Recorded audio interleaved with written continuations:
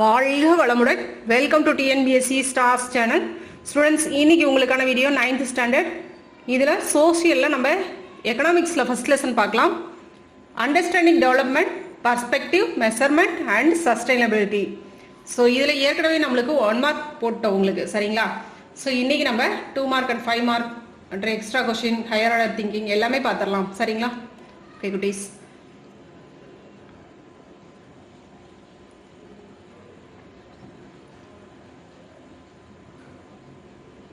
இதில் first question, what do you mean by development? So டெவலப்மெண்ட்னா என்னதுங்க? ஃபர்ஸ்டே நம்ம பார்த்தோம். ஒவ்வொருத்தருக்கும் ஒவ்வொரு மாதிரியான டெவலப்மெண்ட் அப்படின்னா ஒவ்வொருத்தருக்கும் ஒவ்வொரு மாதிரியான கருத்து இருக்குது, சரிங்களா? ஸோ அது என்ன என்ன நீங்கள் என்ன டெவலப்மெண்ட்னா நீங்கள் என்ன நினைக்கிறீங்க, உங்களுடைய கருத்து என்ன அப்படிங்கிறத கேட்குறாங்க. நீங்கள் இதையும் எழுதலாம், இதையும் எழுதலாம், எது கொடுத்தீங்கனாலும் கரெக்டான ஆன்சர் தான், சரிங்களா? என்னை பொறுத்த வரைக்கும் நீங்கள் இது கொடுத்தீங்கன்னா பெட்டராக இருக்கும், சரிங்களா? ஸோ இதில் என்ன சொல்கிறாங்க அப்படின்னா, ஒவ்வொரு தனி மனிதனுக்குமே ஒரு மனுஷன் அப்படின்னா அவனுக்கு ஒரு ஆம்பிஷன் இருக்கணும், சரிங்களா? ஸோ ஒரு ஆம்பிஷன் இருக்கணும், ஒரு டிசைர், இதுதான் என்னுடைய வாழ்க்கையை, இதை அச்சீவ் பண்ணணும், ஸோ இதை நோக்கி தான் என்னுடைய பயணம் இருக்குது அப்படின்னு சொல்லி இருக்கும் இல்லையா? ஸோ அது ஒரு தனிநபருடைய அந்த ஆம்பிஷன், அதாவது அந்த குறிக்கோளை நோக்கி அந்த வெற்றி, சரிங்களா? அந்த வெற்றி தான் ஒருத்தருக்கு மேம்பாடு அப்படின்னு சொல்லக்கூடியது. அப்போ அந்த தனிநபர் அந்த அவங்களுடைய வெற்றி, அந்த அவங்களுடைய மேம்பாடு அப்படிங்கிறது நாட்டினுடைய மேம்பாடு அப்படின்னு சொல்கிறாங்க, சரிங்களா? இப்போ ஒரு தனிநபர் தொழில் தொடங்கி அதில் வெற்றி பெறும் பொழுது அவங்களால பலருக்கும் வேலை வாய்ப்பு கிடைக்குது, நாட்டிற்கும் நல்ல வருமானம் கிடைக்குது. ஸோ பெரிய பெரிய கம்பெனிஸ்லாம் பார்த்தோம் அப்படின்னா இம்போர்ட் எக்ஸ்போர்ட் அந்த மாதிரியான நடவடிக்கைகளும் நடக்குது இல்லையா? ஸோ அதனால நாட்டினுடைய வருமானமும் பெருகுது, சரிங்களா? அதுதான் இங்கே சொல்கிறாங்க இந்த பேராகிராஃபில். Every human being has an ambition or desire of his or her own to achieve progress in life. Similarly, we have ideas about how a country should progress. If our thinking turns towards progress and about the ways to achieve the many goals for progress, it leads to development. ஓகேங்களா? So இதை அப்படியே கொடுக்கலாம். Okay, next question பாருங்க. What are the indicators of development? Indicators. What are the indicators? அதாவது குறியீடுகள் அப்படின்னு சொல்லுவோம், சரிங்களா?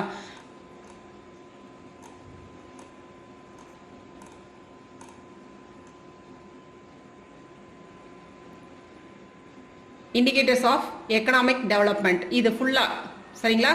இதெல்லாம் தான் என்னென்ன அப்படின்னு பார்த்தோம்னா, net national product. The major indicators to measure the level of economic development are 1 by 1 கொடுத்துக்கோங்க. இந்த மாதிரி 1, 2, 3 போட்டு எழுதிக்கோங்க. Net national product, NNP, per capita income, PCI, purchasing power parity and HDI, human development index, சரிங்களா? இது second கொஸ்டின்கான answer. இது ஃபுல்லா ஓகேங்களா?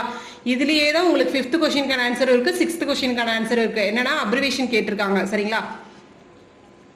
ஸோ 6th கொஸ்டின் என்ன சொல்கிறாங்க அப்படின்னா, PCI அப்ரிவேஷன் கொடுங்க, NNP அப்ரிவேஷன் கொடுங்க அப்படின்னு கேட்குறாங்க. ஸோ அதுக்கான ஆன்சர் இதை பார்த்துக்கோங்க, அப்படியே பார்த்துடலாம், சரியா? நெட் நேஷனல் ப்ராடக்ட், NNPனா என்ன அப்ரிவேஷன்? Net national product. PCIனா per capita income. Triple P என்ன சொல்லுது? Purchasing power parity. Purchasing power பேரிட்டினா வாங்கும் திறனில் சமநிலையோடு இருக்கணும், அதாவது ஏழை பணக்காரன் எல்லாருமே ஒரே மாதிரி ஈக்குவலாக எல்லாத்துக்கும் வாங்கக்கூடிய கெப்பாசிட்டி இருக்கணும், அதுதான் சொல்லுது. ஹியூமன் டெவலப்மெண்ட் இண்டெக்ஸ், மனிதவள குறியீடு அப்படின்னு சொல்லுவோம், சரிங்களா? ஸோ இது பார்த்தீங்கன்னா 5th கொஸ்டினுக்கான ஆன்சர், இது 6th கொஸ்டினுக்கான ஆன்சர், இது ஒட்டுமொத்தமாக செகண்ட் கொஸ்டினுக்கான ஆன்சர். புரிஞ்சிருக்கும்னு நினைக்கிறேன். தெளிவாக இருக்கா? ஒட்டுமொத்தமாக செகண்ட் கொஸ்டினுக்கான ஆன்சர், இது மட்டும் 6th கொஸ்டினுக்கான ஆன்சர், இது மட்டும் 5th கொஸ்டினுக்கான ஆன்சர், சரியா? இதுலேருந்து இது வரைக்கும். ஓகே, அவ்வளோதான். இங்கே பார்த்தீங்கன்னா கேட்டிருக்காங்க பார்த்தீங்களா, ட்ரிபிள் P இதோடைய அப்ரிவேஷனும் எக்ஸ்பேண்ட், ஓகேவா? இதுக்கும் HDIக்கும் அதே மாதிரி NNP, PCI இதுக்கான எக்ஸ்பேண்ட் ஃபார்ம் என்னன்னு கேட்டிருக்காங்க, அவ்வளோதான், சரியா?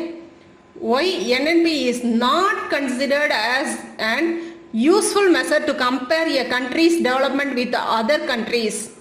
ஏன் NNP வச்சு மற்ற கண்ட்ரியினுடைய அதாவது டெவலப்மெண்ட்டையும் நம்மளுடைய டெவலப்மெண்ட்டையும் கம்பேர் பண்ண முடியாது, என்ன காரணம் அப்படின்னு கேட்குறாங்க, சரிங்களா? ஆன்சர் இது கொடுத்துக்கோங்க. The net national product is considered as a true measure of national output. ஒரு நேஷனுடைய மொத்த வருமானம், மொத்த அவுட்புட்டை தான் இந்த NNP சொல்லுது. It is also known as national income. இதுதான் நேஷனல் இன்கம் அப்படின்னு சொல்கிறோம். A rise in per capita income means an increase in aggregate real output. Okay, so இதை அப்படியே எழுதிக்கிட்டு ஸோ அப்படின்னு சொல்லி போட்டு அதை கொடுத்துக்கோங்க. சரிங்களா? என்னன்னா மொத்த உற்பத்தி, ஒரு நாட்டினுடைய மொத்த உற்பத்தி, மொத்த ப்ராடக்ட், மொத்த உற்பத்தி தான் என்னன்னு சொல்லுதுங்க, இது நாட்டினுடைய வருமானம் அப்படின்னு சொல்றாங்க. சரிங்களா? ஸோ அதனால என்ன பண்ண முடியும், அதனால மற்ற நாடுகளோட இதை கம்பேர் பண்ண முடியாது. சரிங்களா? ஃபுல்லாக ஒரு நேஷனோட இன்கமையே ஃபுல்லாக சொல்லும் பொழுது மற்ற, ஏன்னா தனிநபருடைய வருமானம் அப்படின்னு கணக்கிடும் பொழுது நம்ம கண்டிப்பாக சொல்லிட முடியும், மற்ற நாடுகளோட கம்பேர் பண்ண முடியும். ஆனால் ஒட்டுமொத்த நாட்டினுடைய இது அப்படின்னு சொல்லும் பொழுது சொல்ல முடியாது. ஏன்னா ஒரு தனி மனுஷன் பார்த்தோன்னா ஒருத்தர் ஒரு 10 கோடி சம்பாதிக்கிறவங்க ஒருத்தர், ஆனால் ஒருத்தர் பார்த்தோன்னா கீழ்நிலையில் இருக்கிறவங்க ஒரு நாளைக்கு 50 ரூபா சம்பாதிப்பாங்க, மேல்நிலையில் இருக்கிறவங்க ஒரு நாளைக்கு 10 கோடி கூட சம்பாதிப்பாங்க. சரிங்களா? அவங்களுடைய வருமானம் இருக்கும். ஓகேவா? ஸோ அதனால ரெண்டையும் கம்பேர் பண்ணி நம்மளுடைய வளர்ச்சி அப்படின்னு சொல்லி சொல்ல முடியாது. சரியா? ஸோ இந்த கொஸ்டினுக்கான ஆன்சர் இது எழுதி முடிச்சுட்டு அப்படியே கடைசியாக கொஸ்டின்ல இருக்கிறத அப்படியே எடுத்து கொடுத்துருங்க. சரிங்களா?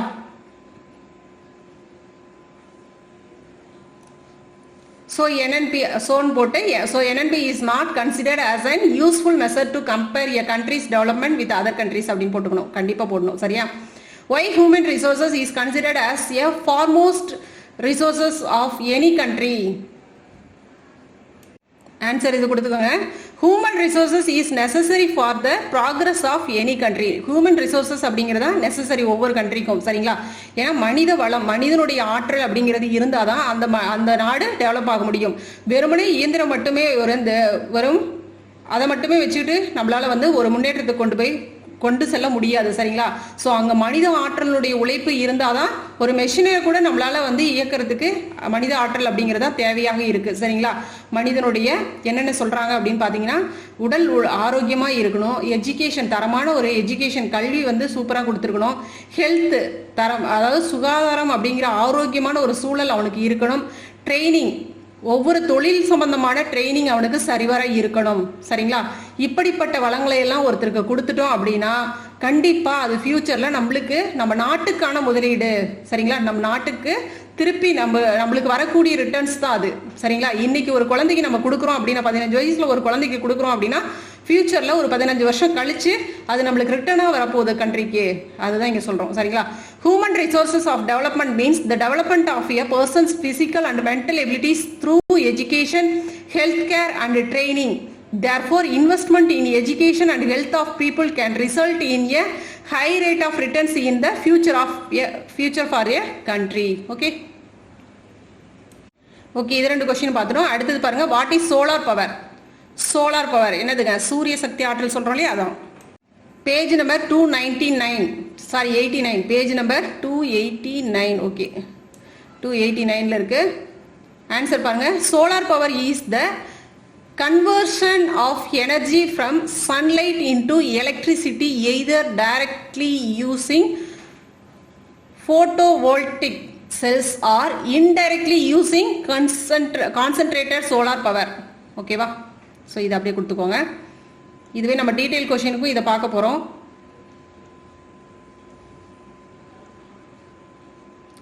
டீடைல் பாருங்க.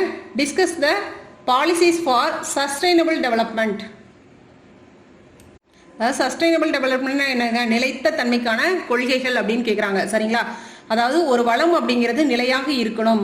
அப்போ நெக்ஸ்ட் ஜென்ரேஷனுக்கும் அது அதாவது இன்னைக்கும் அது பயன்பாட்டில் இருக்கும், அது இன்னும் வரக்கூடிய அடுத்தடுத்த ஜென்ரேஷனுக்கும் அது யூஸ்ஃபுல்லாக இருக்கணும் அப்படின்னா அதுதான் சஸ்டைனபிள். சரிங்களா? நிலைத்த தன்மையாக இருக்கணும்.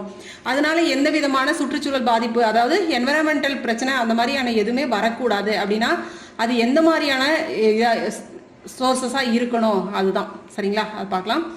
India depends on thermal and hydropower plants to meet its power needs. Both these sources have an adverse environmental impact. Thermal power plants emit large quantities of carbon dioxide which pollute the environment. ஓகேவா? இது 1 mark கொஸ்டின்லயே பார்த்தோம் இல்லையா? So இது அதிகமாக emit பண்ணது என்னதுங்க? Carbon di oxide emit பண்ணுறதுனால இது பொல்யூஷனுக்கு ரொம்ப பிரச்சனையாக இருக்கு. ஓகேவா? அடுத்தது இதையும் எழுதிக்கணும். ஸோ ஃபர்ஸ்ட் கொஸ்டினுக்கான ஆன்சர் இதிலிருந்து இது வரைக்கும் பேஜ் நம்பர் 288லேருந்து ஸ்டார்ட் ஆகுது. ஓகேவா?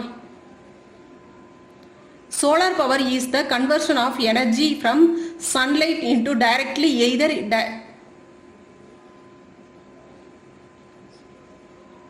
sunlight into electricity either directly using photovoltaic cells or indirectly using concentrated solar power. Okay, solar panels absorb the sunlight as a source of energy to generate electricity.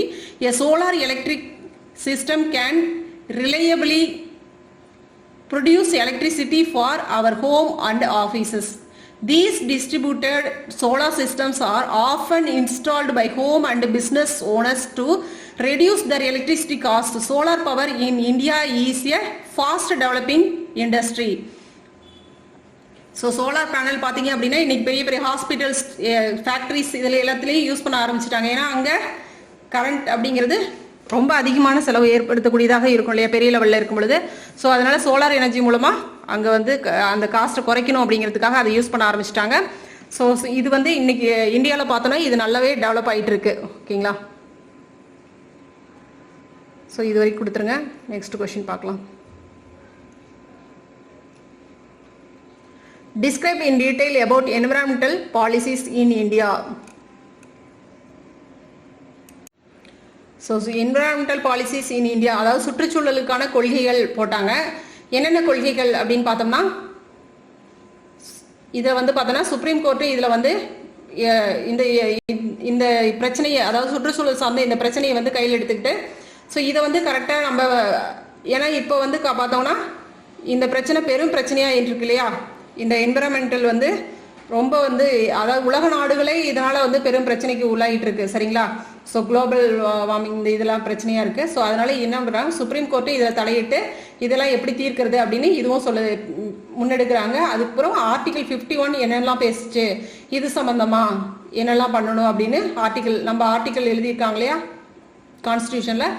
So இந்த ஆர்டிக்கலும் எதெல்லாம் பேசுது அப்படின்னு இங்கே கொடுத்துருக்காங்க. தென் இங்கே so இதில் என்ன சொல்கிறாங்கன்னா, எந்த அளவுக்கு மக்களுக்கு வந்து ஒரு குவாலிட்டி லைஃப் வேணுமோ, அதாவது எப்படி பெட்டர் எஜுகேஷன், இன்கம் எல்லாமே இருக்கணும் அப்படின்னு நினைக்கிறோமோ, அதே மாதிரி சுற்றுச்சூழலும் நல்ல தரமானதாக இருக்கணும், என்விரான்மெண்டல் வந்து ஒரு நல்லா இருக்கணும் அப்படின்னா அதுவும் ஒரு முக்கியமான விஷயம். ஏன்னா அதுதான் மிக முக்கியமான விஷயம். இன்னைக்கு நோய் இருக்குது அப்படின்னா அதுதான் மிகப்பெரிய பிரச்சனை. சரிங்களா, ஸோ அதுவும் கரெக்டாக இருக்கணும் அப்படிங்கிறாங்க. சரிங்களா, பாருங்கள், environmental policies in India have been evolved considerably over the past 3 decades. 30 ஆண்டுகள். சரிங்களா, கடந்த 30 ஆண்டுகளில் இதை பற்றி முன்னெடுத்தாங்க, இந்த பிரச்சனையை வந்து எப்படியா தீர்க்கணும் அப்படின்னு சொல்லிட்டு. These policies have covered a wide range of issues such as air, water pollution, waste management and biodiversity conservation. The Supreme Court of India has interpreted and introduced new changes in environmental protection through a series of directions and judgments.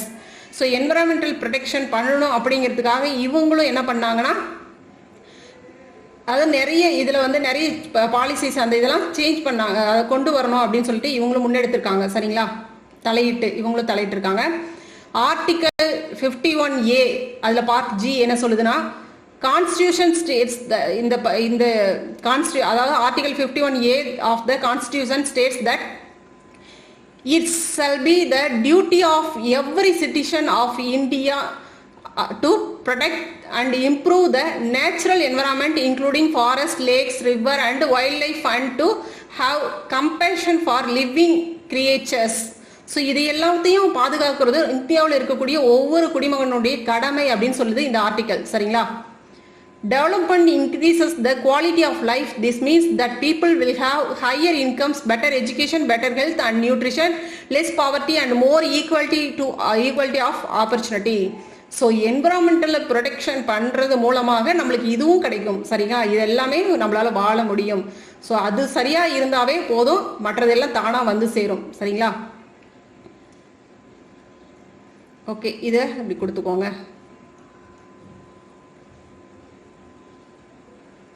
Next ரெண்டும் ரொம்ப ஈஸியான question. Difference between renewable and நான் renewable resources. Mention any 5 environmental acts and there action. So இது ரெண்டுமே important question, கண்டிப்பாக கேட்பாங்க. ஓகேவா, ரொம்ப ஈஸியான கொஸ்டினும் கூட.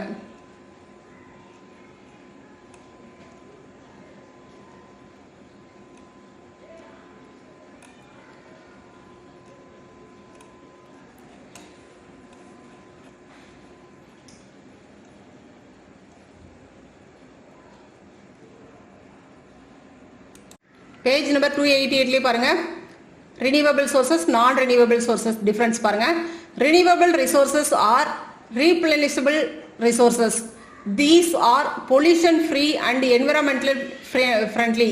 அதாவது இதோட ஒரு பாயிண்ட் முடிச்சுக்கோங்க சரிங்களா. இது 3 பாயிண்ட் கொடுத்துக்கோங்க சரிங்களா. அதே மாதிரி இதுவும் சரிங்களா. Non-renewable resources are non-replenishable resources which pollute and damage the environment. ஓகேங்களா. ஸோ ரினியூவபிள் அப்படிங்கிறது என்விரான்மெண்ட்டில் பொல்யூட் பண்ணாது, இதனால பிரச்சனை கம்மி அதிகம் இல்லை சரிங்களா. ஆனால் நான் ரினியூவபிள்னால அதிகமாக பொல்யூட் பண்ணும் நான் ரினியூவபிள் சரிங்களா. அடுத்த பாயிண்ட் பார்த்துங்க, these resources take a short time for renewable. So இது மறுபடியும் நம்மளுக்கு திரும்ப கிடைக்கிறதுக்கு ரொம்ப ஷார்ட் டைம் தான் எடுத்துக்கும் சரிங்களா. குறுகிய காலம் அப்படிங்கிறத சொல்லுவோம் எடுத்துக்கும். இது பார்த்தோன்னா நம்மளுக்கு திரும்ப இந்த வளங்கள்லாம் கிடைக்கிறதுக்கு million of years are needed for the formation of these resources. ஓகேங்களா. ஸோ இதை அடுத்த பாயிண்டாக கொடுக்கணும். ஓகே, அடுத்து எக்ஸாம்பிள் பார்த்துக்கோங்க. Solar energy, wind energy, water, wood, paper, இதெல்லாம் இதுக்கான எக்ஸாம்பிள். இதுக்கு நான் ரினியூவபிளுக்கு மெட்டல், கிளாஸ், ஃபாசில் ஃபியூல்ஸ், இதெல்லாமே என்னென்ன ஃபாசில் ஃபியூல்ஸ் அப்படிங்கிறது coal, petroleum, natural gas, diesel. இதெல்லாம் வர்றதுக்கு எப்படிங்க பல ஆண்டுகள் பல நூற்றாண்டுகள் ஆகும் இதெல்லாம் வர்றதுக்கு சரிங்களா. ஸோ அதுதான் இங்கே சொல்கிறோம். ஓகேவா, இது 3 பாயிண்டாக கொடுத்துக்கோங்க. நெக்ஸ்ட் 4th கொஸ்டின் என்னன்னு கேட்குறாங்க, என்விரான்மெண்டல் ஆக்ட்ஸ் இன் இந்தியா என்ன ஆக்ட், அதனுடைய ஆக்ஷன் என்ன அப்படின்னு கேட்குறாங்க சரிங்களா. ஸோ ஆக்ட் என்ன, நேஷனல் கிரீன் ட்ரிபியூனல் ஆக்ட் 2010 போட்டிருக்காங்க. இது என்ன ஆக்ஷன், இது என்ன செயல்பாடு, இதனுடைய ஆக்ஷன் என்ன அப்படின்னு பார்த்தோம்னா environmental protection and conservation of forest and other natural resources. Biological diversity act 2002 போட்டிருக்காங்க, to provide for conservation of biological diversity. The Environment Protection Act 1986 போட்டது, providing for the protection and improvement of the environment. Forest Act 1980 Forest Conservation Act இது check deforestation and encourage afforestation of non-forest areas. Okay, அடுத்தது Water Act 1974, அதாவது Water Prevention and Control of Pollution Act. ஓகேவா, provides maintenance and restoration and quality of all types of surface and groundwater. Wildlife Protection Act 1972, இது என்ன சொல்லுது அப்படின்னு பார்த்தோம்னா இதனுடைய செயல்பாடு providing protection of to wild animals and birds. Okay, இது எல்லாத்தையும் இந்த ஆக்ட்னால தான் இன்னைக்கும் இருக்கக்கூடிய ஃபாரஸ்ட்ல இருக்கக்கூடிய விலங்குகள்லாம் இன்னும் பாதுகாப்பாக இருக்கு. இல்லைன்னா எல்லாம் அடித்து சாப்பிட்ருப்போம் சரிங்களா. இப்போ மான் வேட்டையாடுறத பார்த்தோன்னா நிறைய அதெல்லாம் சாப்பிடக்கூடாது அப்படின்னா அப்போ சாப்பிட்டோன்னா அது கண்டிப்பாக சட்டப்படி குற்றம். அதுதான் இங்கே சொல்லுது. ஓகே, ஸோ இதுக்கான ஆன்சர் பார்த்தீங்கன்னா இதில் நம்மளுக்கு 4 கொஸ்டின் தான் இருக்குன்னு நினைக்கிறேன். பார்க்கலாம். எஸ், 4 கொஸ்டின் தான் இதில் உங்களுக்கு இதெல்லாம் கொடுத்துருக்காங்க. அதாவது list the various ways in which the problem of அதாவது உலக அளவில் எந்த அளவுக்கு குப்பைகள்னால எந்த மாதிரியான குப்பைகள்னால பிரச்சனைகள் இருக்குது உலகம் முழுவதும், இதை தீர்ப்பதற்கான வழிகள் என்ன, அதெல்லாம் உங்களுக்கு இது பண்ண சொல்கிறாங்க. ஸோ அது உங்களுக்கு ஸ்கூலில் சொல்லுவாங்க. அடுத்து இது ஒரு கொஸ்டின் பாருங்கள். Write in detail what kind of environmental problems you face in your locality. உங்களுடைய பகுதியில் நீங்கள் வசிக்கக்கூடிய பகுதியில் நீங்கள் ஃபேஸ் பண்ணக்கூடிய என்விரான்மெண்டல் ப்ராப்ளம்ஸ் என்னென்ன அப்படின்னு கேட்குறாங்க. அடுத்தது how is the per capita income calculated. Okay, இது 2 கொஸ்டின் பார்க்கலாம். ஆன்சர் பாருங்க, பர் கேபிட்டா இன்கம் எப்படி கால்குலேட் பண்ணோம் அப்படின்ட்டு. The average income is calculated by dividing the country's total income by its total population. அதாவது மொத்த மக்கள் தொகையை மொத்த வருமானத்தினால் வகுக்கும் பொழுது நம்மளுக்கு கிடைக்கக்கூடியது இந்த பர் கேபிட்டா இன்கம் சரிங்களா. அதுதான் த average income is also called per capita income. இதை தான் அந்த ஆவரேஜ் இன்கம் தான் நம்ம பர் கேபிட்டா இன்கம் சொல்கிறோம் சரிங்களா. புரியும்னு நினைக்கிறேன். மொத்த மக்கள் தொகை டோட்டல் பாப்புலேஷனை டோட்டல் இன்கமால் நம்ம டிவைட் பண்ணும் பொழுது நம்மளுக்கு, அதாவது டோட்டல் இன்கம் டோட்டல் பாப்புலேஷனால நம்ம டிவைட் பண்ணும் பொழுது நம்மளுக்கு இந்த பர் கேபிட்டா இன்கம் கிடைக்கும். ஓகேவா. Calculation on the per capita income of all countries are calculated only in the US dollar in order to compare the international level. அதாவது வேர்ல்டு லெவலில் நம்ம கணக்கிடணும் அப்படின்னா US டாலரில் தான் கணக்கிடுறோம் சரிங்களா. அப்போ தான் எல்லா நாட்டோடையும் நம்மளால் கம்பேர் பண்ண முடியும் அப்படிங்கிறதுக்காக. ஓகேவா. இதுதான் மொத்த உள்நாட்டு உற்பத்தியை மொத்த மக்கள் தொகையினால வகுத்தா நம்மளுக்கு இந்த தனிநபர் வருமானம் சொல்லுவோம் பர் கேபிட்டா இன்கம் அப்படின்னா. ஓகேவா. ஸோ உங்களுடைய பகுதியில் நீங்கள் என்னென்ன ப்ராப்ளம்ஸ் ஃபேஸ் பண்ணுறீங்க, environmental problem Pollution of the air, water, soil and other by chemicals. Flood and increased number of low pressure depressions, cyclones etc. from October to December. இந்த மந்த்ல வந்து சைக்ளோன்ஸ்னால அந்த வாட்டர் தீங்கிறது இந்த மாதிரியான பிரச்சனைகள்லாம் இருக்கு. The gradual caving in or sinking of areas near coastal land, usage and dumping of active materials from hospital waste. இதெல்லாம் சரிங்களா, ஹாஸ்பிட்டல்ல இருந்து வரக்கூடிய வேஸ்ட் மிக கொடூரமானது. burning of garbage waste in open areas. So open ஏரியால குப்பைகள்லாம் எரிக்கிறதுனால அங்கே என்னதுங்க ஏர் பொல்யூஷன், அதனால நோயெல்லாம் உருவாகுது இல்லையா. increase of UV rays due to depletion of the ozone layer. insufficient energy, water, food and other resources. other population அதாவது other pollutions, noise, vibration, smell, radio wave damage, light pollution. The extensive killing of animals and destroying of plants. அப்புறம் rapid global warming. Okay, so இதெல்லாம் பிரச்சனை இங்கே இருக்கக்கூடியது. ஓகேவா,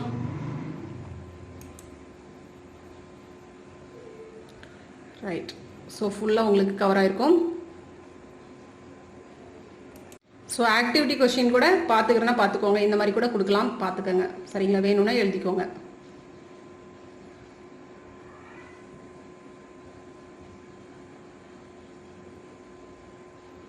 இது வரைக்கும் சரிங்களா.